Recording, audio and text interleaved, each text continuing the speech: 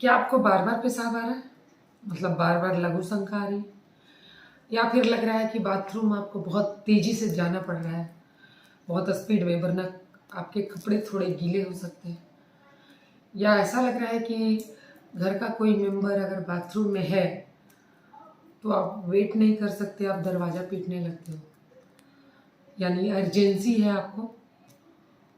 और फ्रीक्वेंसी तो है ही, क्योंकि आप बार बार जा रहे हो, फिर भी पूरा पेशाब आपका बाहर नहीं आ रहा, थोड़ा सा पेशाब बाहर आता है, फिर उसके बाद आपको फिर थोड़ी देर बाद पेशाब लग जाता है, यानी फ्रीक्वेंसी भी है यूरिन में, अर्जेंसी तो है ही, क्योंकि कपड़े खोलते खोलते कपड़े गीले होने के चांसेस हैं।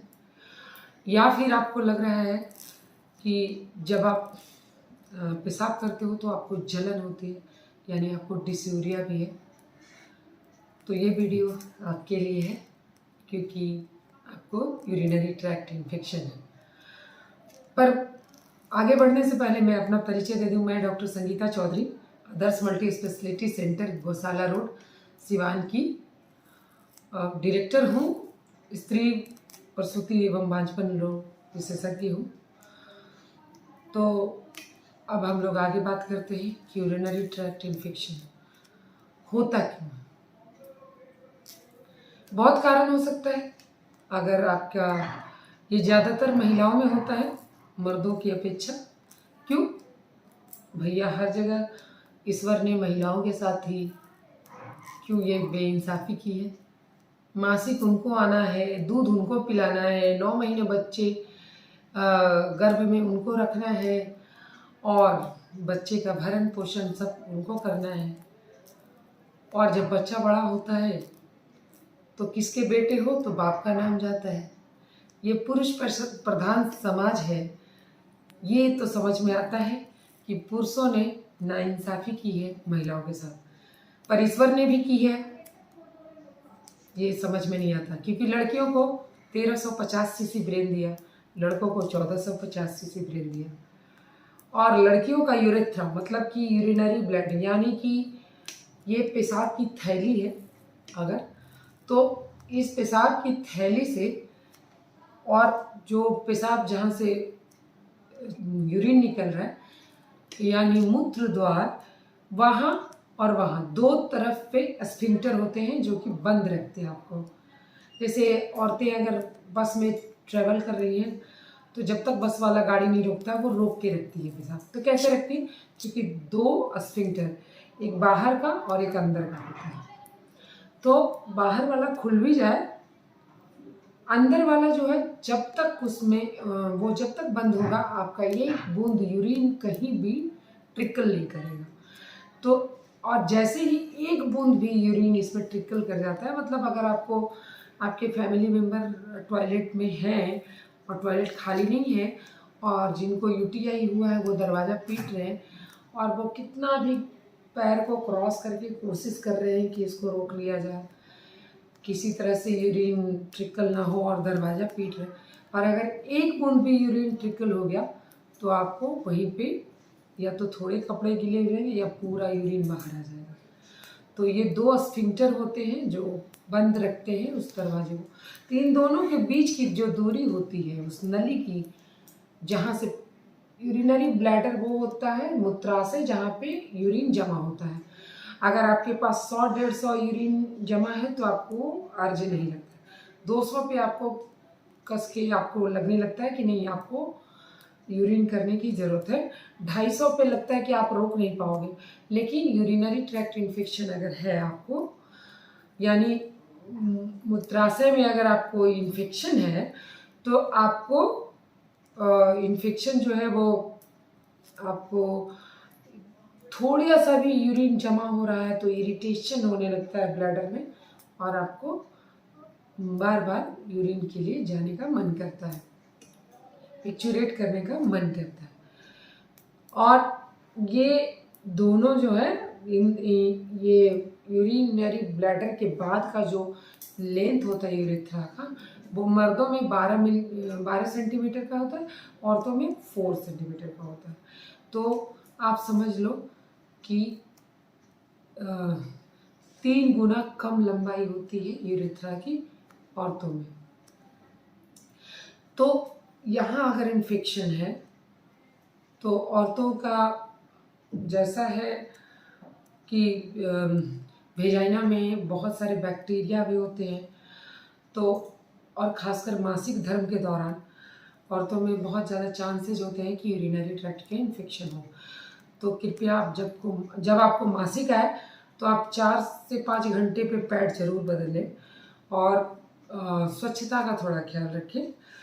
स्वच्छता का मतलब ये नहीं कि आप केवल सोप वाटर से और डिटॉल और बीटाडीन से आपको वॉश करना है, नहीं, आपको पेरिनियल वॉश करना है जब आप बाथरूम जाते हो तब। और वो वॉश कैसे करना है, आगे से पीछे की ओर करना है। जैसे आप लॉन्ग टर्म जाते हो तो आपको आगे से पीछे की ओर धोना है, ताकि वो जो यूरेथ्रा के पास जो इन्फेक्शन है वो पीछे की ओर चले जाए, ना कि जो संडास के पास जितने बैक्टीरिया हैं वो आगे की तरफ आएंगे तो मूत्र नली में आपको यूरेथ्रा में आपको इन्फेक्शन करा सकते हैं।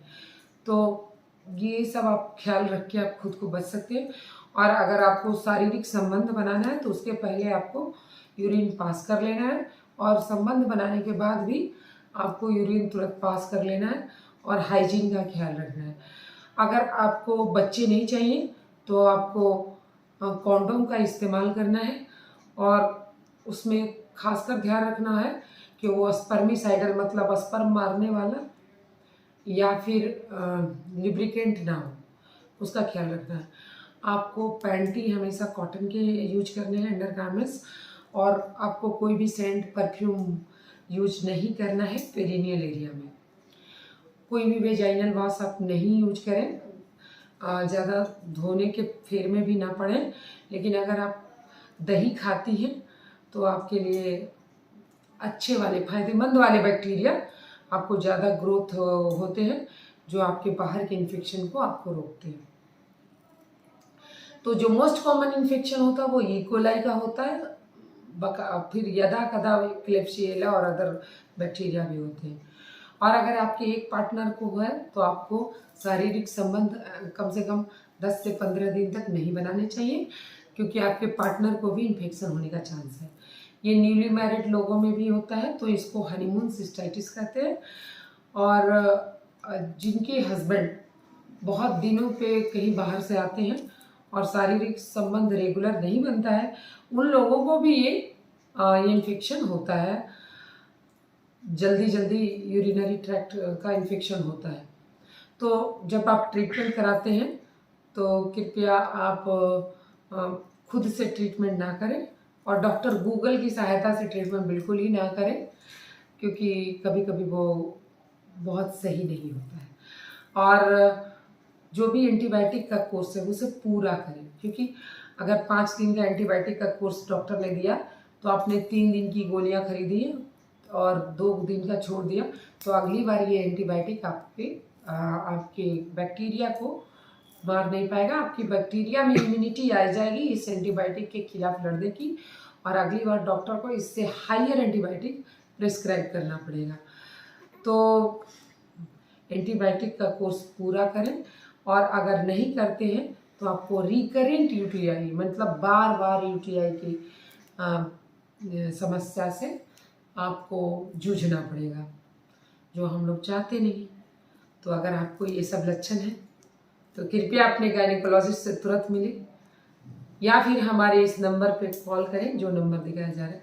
कृपया हमारे चैनल को इतना प्यार देने के लिए दिल से आभार। इस वीडियो को अगर आपको पसंद आया हो तो इसको लाइक, शेयर और सब्सक्राइब जरूर करें, और बेल आइकन भी दबाएं, ताकि जैसे ही ये वीडियो कोई भी नया वीडियो हमारा अपलोड हो तो आप तक तुरंत पहुँचे। और हमारा जो धर्म है आप तक जानकारियाँ पहुँचाते रहने का, आपको घर बैठे अधिक से अधिक आपके स्वास्थ्य के बारे में जानकारियाँ पहुँचाना और आपको लाभान्वित करना, वो हमारा कुछ हद तक, बहुत ही कम मगर कुछ हद तक पूरा हो रहा है। और जिस तरह आप लोगों का अपार सहयोग मिल रहा है उसके लिए हम लोग अपने तहे दिल से आपके शुक्रगुजार हैं। धन्यवाद।